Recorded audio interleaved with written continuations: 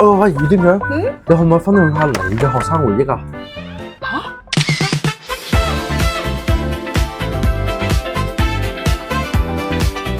我可以夠膽講咧，後邊呢一度咧就係我嘅年代所有學生嘅共同回憶嚟嘅。你估下我係邊一屆嘅？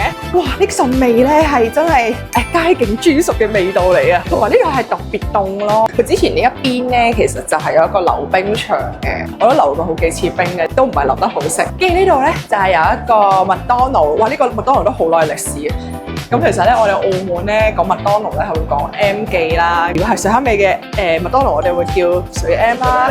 高士德嘅麥當勞咧會叫高 M 啦。咁呢間麥當勞咧，唔知佢叫咩名啊？評論區話俾我聽，如果你知嘅話。咁呢度咧就係機動遊戲啊！我哋當年咧都會入嚟玩嘅，溜完冰啊，跟住之後或者碌完拎啊，咁我哋就會過去玩下。我記得有跳舞機㗎咯，呢度同埋太鼓咯，依家唔知仲有冇咧？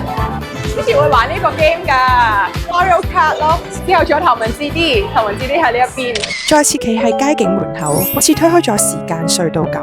學生時代嘅畫面不斷湧現，溜冰鞋磨過地面嘅聲音，混雜住打機嘅歡樂同埋同學嘅笑聲，就係我哋青春最熱鬧嘅 BGM。仲記得成大班人逼喺個貼紙上嘅嗰部機前邊，對住鏡頭俾 V 擺可愛，影低我哋嗰啲懵懂嘅貼紙相，張張都珍而重之咁樣收咗喺我嘅日記簿入邊。咁依家咧仲保存得好好，呢啲畫面咧就算隔咗10幾年，都仲清晰到好似琴日發生咁。咁呢一度咧就係順達城嘅側面啊！當年點解順達城係潮流勝地咧？因為其實佢有好多衫啦、好多褲啦、好多鞋啦、好多袋啦、好多公仔啦。我哋作為學生，好多時候都會去嗰邊行咯，跟住都唔買嘢，但係主要係行同埋睇咯。就係呢度入嚟，呢個就係門口啦。我喺呢度印象最深刻嘅就係每一次有朋友生日咧，都必行順達城嘅，多嘢揀啊嘛！之前都有同個朋友一齊去打耳窿咁樣。順達城真係我哋每個澳門人心目中嘅潮流勝地㗎。以前佢仲係得3層嗰陣咧，已經係裝住我哋對型同埋潮嘅所有幻想。同班 friend 慢慢睇勻每一間格仔鋪、公仔鋪，為咗揀份生日禮物俾好朋友。當年學校勁 hit 嘅 Lost Middle、Mastermind、Super X， 全部都係我哋青春入邊最型嘅標記。依家再行翻上去，商品都多咗好多，但係咧好少再特登行上去，最多都係喺樓下嘅 KFC 買個炸雞食嘅啫。再一次行到嚟呢一度咧，總係好容易令我諗起以前無無聊聊嘅時候咧，淨係咧都會同班 friend 黐埋一齊嘅回憶。